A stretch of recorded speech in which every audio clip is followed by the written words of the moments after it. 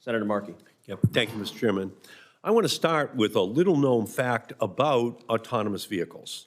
When an AV, such as a Waymo, encounters a situation on the road that it doesn't know how to handle, the Waymo phones a human friend for help. The autonomous vehicle communities then communicate with a so-called remote assistance operator, human being, who is located remotely and guides the self-driving car through the difficult driving environment. And despite the crucial role these operators play in autonomous vehicle safety, the public knows almost nothing about those people, those human beings. And that is why yesterday I opened an investigation into all of the major autonomous vehicle companies demanding answers about their remote assistance operators. Mr. Peña, let's learn more about Waymo's remote assistance operation. I understand that Waymo calls these people live agents and rider agents, these human beings. Yes or no, does Waymo employ humans located remotely to help its vehicles navigate difficult driving scenarios? Senator, they provide guidance. They do not remotely drive the vehicles. As you stated, Waymo asks for guidance in certain situations and gets an input, but the Waymo vehicle is always in charge of the dynamic driving task. So that is just one additional input. But the human being helps the vehicle to navigate those difficult driving scenarios. Is that correct? Yes. Okay. So are all of these human operators located in the United States? Are they all here? No, we have some in the U.S. and some abroad. So how does that break down? What % are abroad?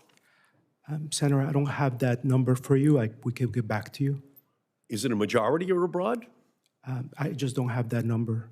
Well, that's very curious that someone who's running the program has no idea how that workforce breaks down. It just seems kind of curious that you don't know that answer.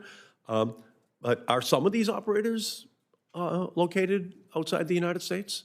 Yeah, some are located abroad. Yeah, and so for me, that's fairly shocking. Waymo has critical safety employees who may need to intervene in a split second if a Waymo encounters an unknown dangerous situation located in the United States, but they are outside the United States. In what countries are these employees located? The Philippines. Jimmy? The Philippines. So they're in the Philippines. Yeah. Mr. Peña, that is completely unacceptable. And here's why.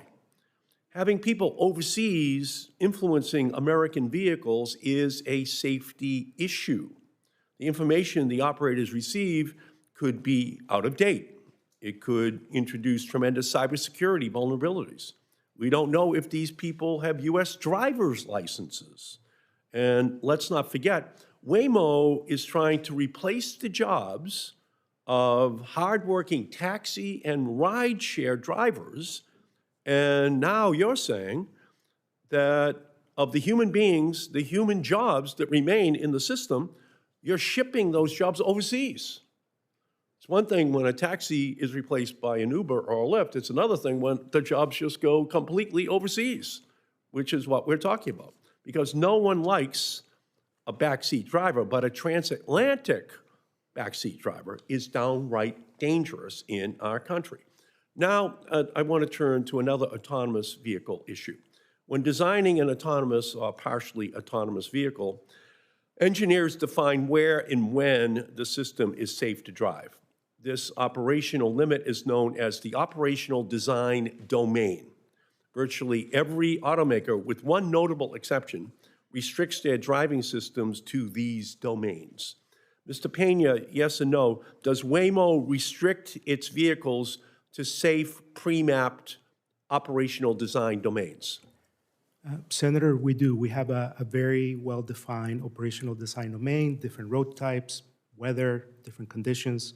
And so we ensure that our vehicles are capable. No, that's good. Thank you. So just to be clear, Waymo vehicles include technological safeguards to prevent them from operating on certain roads. Yes. Let's turn to Tesla. Mr. Moravi, Yes or no? Does Tesla restrict its partially autonomous driving systems, such as full self-drive and autopilot, to save pre-mapped operational design domains? Senator Markey, our driver's assistance system that you mentioned, full self-driving supervised in our vehicles, can be operated on a generalized solution in all public roads. On the other hand, our fully autonomous solution that is in operation in Austin is geofenced and mapped to limited area. So what Tesla is doing, unlike Waymo, Teslas do not have technology that prevents drivers from triggering the full self-drive and autopilot in unsafe conditions. So from my perspective, that's outrageous because autopilot and full self-drive have already been involved in dozens of deaths because, in part, Tesla drivers can enable these driving systems on any road under any conditions. And by failing to follow the best practices of every other AV company, Tesla is putting American lives at risk. And that is unconscionable.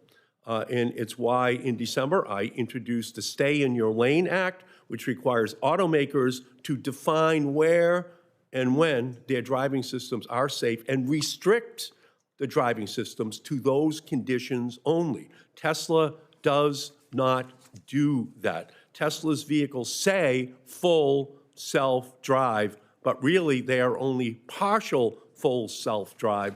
For the driver, that's very misleading to call something full self-drive when you cannot, in fact, meaningfully use that technology without increasing the danger. We need to ensure that they are supervised by human drivers when they are using full self-drive. So that's my message to Tesla. You got to do that. Other companies do it. You have to do it as well, or else we're going to continue to see recurrence of these accidents on the streets of our country. Thank you, Mr. Chairman.